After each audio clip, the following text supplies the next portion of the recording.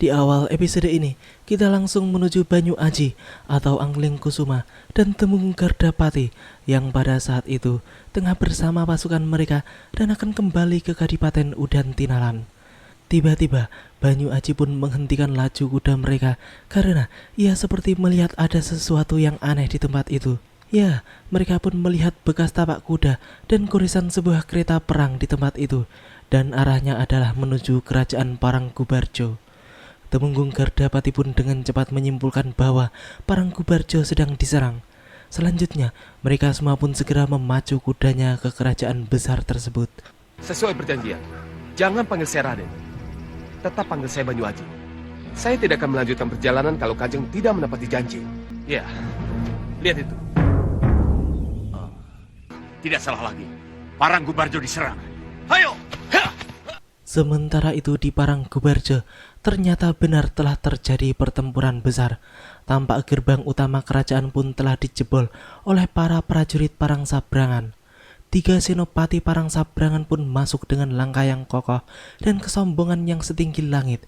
Ya, mereka adalah 3 senopati andalan Parangsabrangan yang sangat sulit untuk ditaklukkan, karena gabungan kekuatan mereka akan mampu mengalahkan siapapun.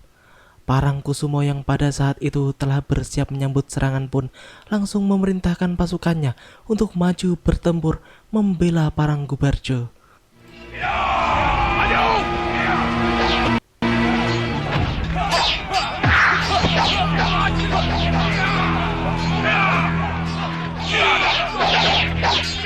Apa? Gerbang jebol dan prajurit Parangsabrangan berhasil masuk ke halaman. Di sisi lain, Raja Parangkubarjo pun kaget mendengar laporan bahwa gerbang istananya telah jebol dan para pasukan Parangsabrangan telah masuk menyerang. Sang Prabu pun merasa harus turun tangan langsung untuk menghadapi 3 senopati agul Parangsabrangan yang sangat hebat itu. Apalagi ada laporan kembali bahwa pasukan musuh semakin mendesak masuk ke Gedaton. Tanpa buang-buang waktu lagi, Sang Prabu pun mengajak senopatinya untuk maju ke medan pertempuran. Sementara itu, pertempuran pun semakin berjalan sengit. Namun, prajurit Parangsabrangan sepertinya lebih unggul karena mereka semakin mendesak pasukan Parangkubarjo untuk mundur mempertahankan kerajaan mereka.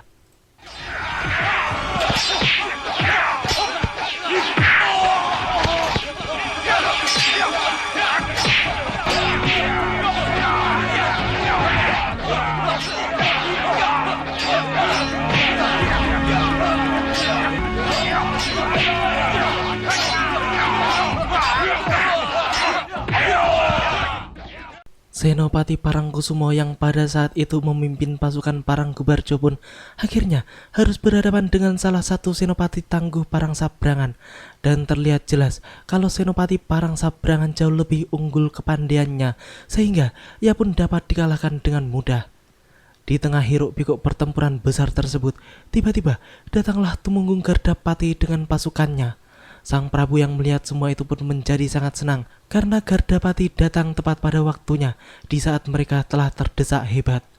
Selanjutnya, perhatian Prabu Parangkubarjo pun tertuju pada Banyu Aji yang tampaknya sangat hebat luar biasa itu. Bahkan Banyu Aji pun tampak dengan mudah mengalahkan 3 senopati Parangsabrangan.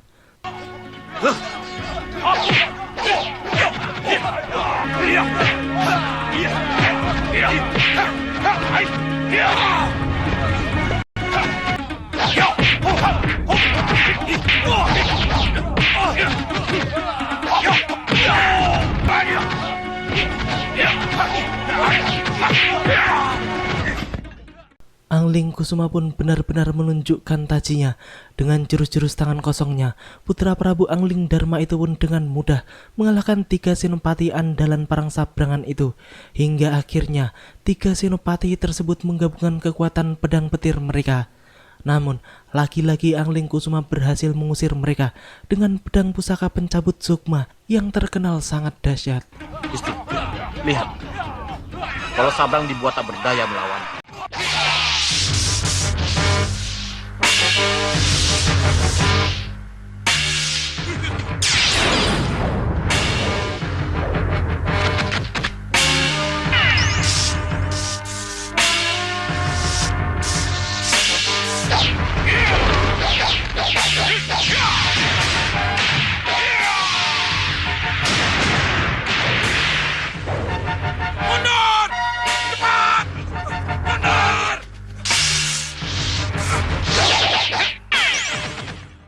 Siapa pemuda ini, Gardapati? Banyu Aji, Gusti Prabu. Banyu Aji. Oh, Ayo. Hebat benar keridamu, anak muda. Kasingandau, Gusti Prabu. Aku ingin tukar pikiran denganmu. Ayo ke dalam. Kini kita menuju Lokahita yang pada saat itu sedang berada di sebuah desa yang dikuasai oleh kelompok Ki Hanusara dan juga Rupa Kenca. Ya, sedikit cerita tentang Ki Hanusara, bahwa ia sudah lama tidak menjadi tangan kanan Ki Hanubawa kakaknya. Ia pun kini menjadi ketua perampok yang ditakuti bersama dengan Rupa Kenca yang juga telah berkhianat pada Sengkang Baplang. Semakin hari, gerombolan mereka pun menjadi semakin besar karena mereka selalu menundukkan kelompok-kelompok lain guna dijadikan anak buah mereka.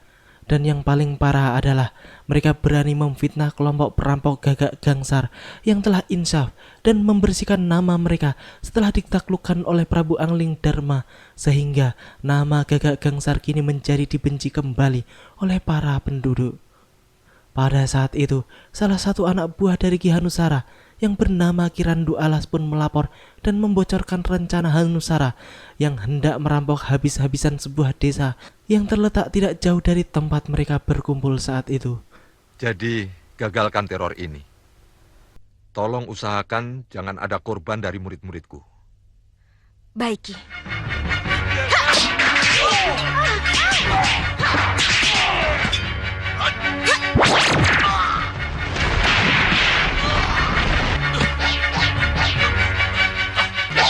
Cukup! Siapa kamu? Tidak perlu kamu tahu siapa aku. Katakan pada Gagak Gangsar bahwa apa yang kamu lakukan bersama teman-temanmu adalah karena dipaksa oleh Hanusara yang menguasai padepokanmu. Siapa yang memaksamu?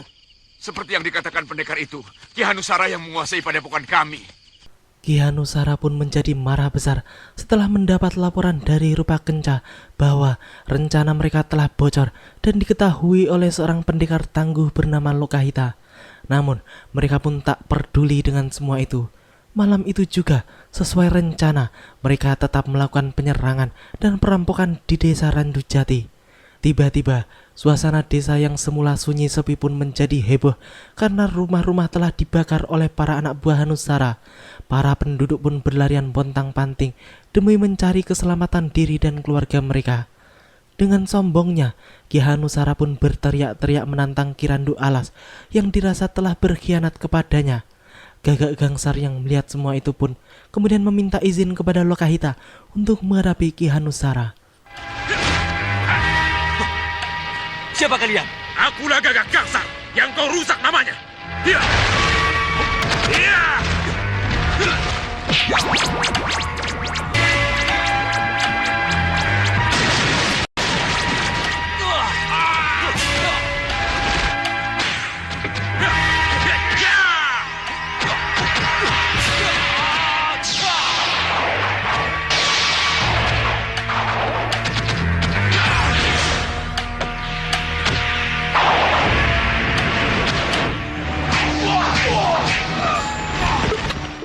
Ya, ternyata Gagak Gangsar dan kedua adiknya belum mampu menghadapi Ki Hanusara.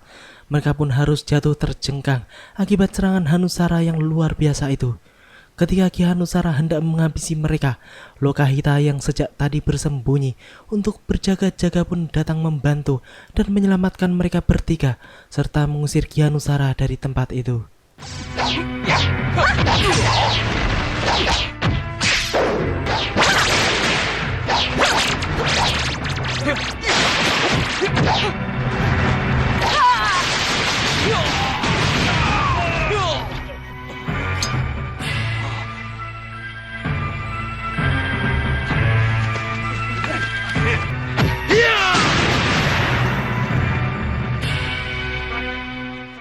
Kini kita menuju Danur Wenda yang pada saat itu masih mengembara mencari Angling Kusuma.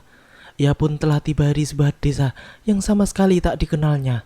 Tiba-tiba, putra Prabu Angling Dharma itu pun melihat ada seorang wanita muda yang diseret oleh dua lelaki kasar.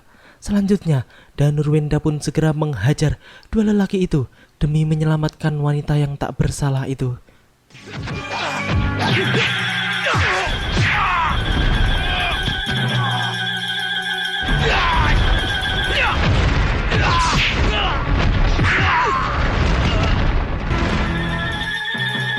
Terima kasih, Raden. Cepat pukul kentongan dan serahkan mereka pada petugas keamanan. Setelah itu, Danurwinda pun kembali melanjutkan perjalanannya menuju pusat keramaian desa tersebut. Yang kemudian tiba-tiba ada sebuah anak panah melayang di hadapannya. Sepertinya anak panah tersebut dikendalikan oleh seseorang yang menginginkan Danurwinda mengikutinya, karena anak panah tersebut kemudian melesat ke arah sebuah kedai yang cukup ramai tak jauh dari tempat itu. Danurwinda pun kemudian masuk ke dalam kedai setelah menambatkan kudanya. Ia pun langsung menemui orang yang memegang anak panah melayang yang baru saja ditemuinya. Orang tak dikenal itu pun seakan tahu semua tentang siapa Danurwinda sebenarnya, sehingga hal itu cukup membuat Danurwinda heran dan terkejut, serta semakin penasaran siapa sebenarnya orang tersebut. Namun, orang itu tidak mau mengaku dan mengatakan siapa dirinya sebenarnya. Ia pun hanya memberikan anak panah kecil tersebut kepada Danurwinda sebagai petunjuk jalan kemana ia harus menemui Angling Kusuma Kakandanya. Ini, peta ini yang akan memberi petunjuk harus ke arah mana sehingga Raden bisa bertemu dengan Pangeran Angling Kusuma yang Raden cari. Jalani saja, Raden. Setelah dari sini, Raden harus jalan lurus. Karena awal panah dimulai dari rumah makan ini. Iya, Pelayan, pelayan. Pelayan. Iya, Raden. Terima kasih. Ini sudah cukup, Raden. Dengan teh manis yang Raden pesan tadi.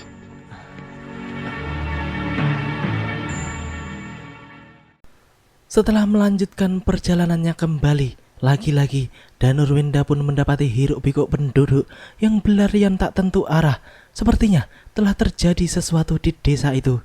Salah satu penduduk yang ditanya olehnya pun mengatakan bahwa ada seseorang yang mengobrak-abrik desa mereka. Melihat semua itu, Danurwinda pun segera mencari sumber keributan dan langsung turun tangan menghadapi manusia jahat yang sedang mengamuk di desa tersebut.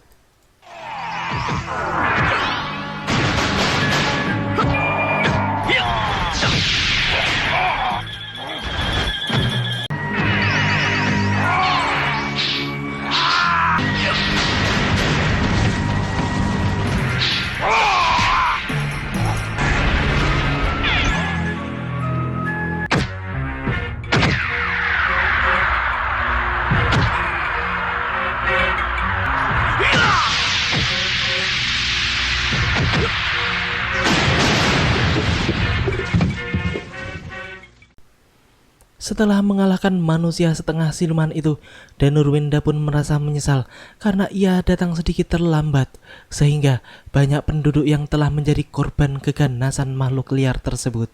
Ketika belum selesai ia berbicara dengan para penduduk tersebut, tiba-tiba ada seseorang yang berlari ke arahnya dan meminta pertolongan padanya karena padepokan Gelagah Tinemu diserang oleh gerombolan guru Seka.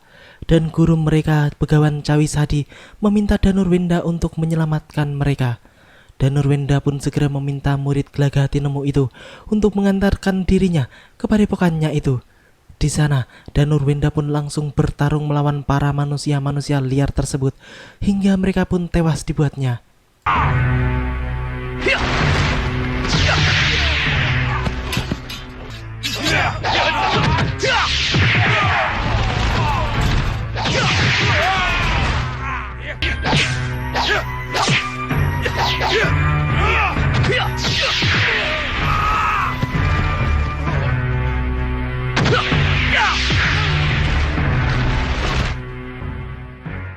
Setelah itu, Danurwinda pun mendapat surat yang berasal dari Prabu Parangsabrangan Tohjoyo yang ditujukan kepadanya.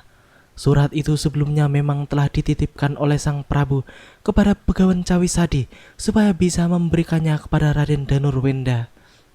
Ya, surat itu untuk saya. Tapi apakah Raden tidak tergugah untuk menolongnya? Prabu Tohjoyo akan kalah perang kalau Raden tidak menolongnya. Kenapa Bopo bicara seperti itu? Paranggubarjo punya Senopati Agul yang gelar perangnya tak bisa diduga, Raden. Itulah yang membuat Parangsabrangan selalu kalang kabut. Siapa nama Senopati Agul itu, Bopo? Banyu Aji. Banyu Aji. Demikianlah alur cerita di episode kali ini. Nantikan kelanjutan kisahnya di episode yang akan datang. Terima kasih bagi teman-teman semua yang udah mau nonton. Jangan lupa subscribe dan share. Dan thank you banget buat teman-teman semua yang udah memberikan doanya buat gua gitu ya guys, karena gua kemarin sempat sakit dan sampai saat ini sebenarnya gua belum fit beneran.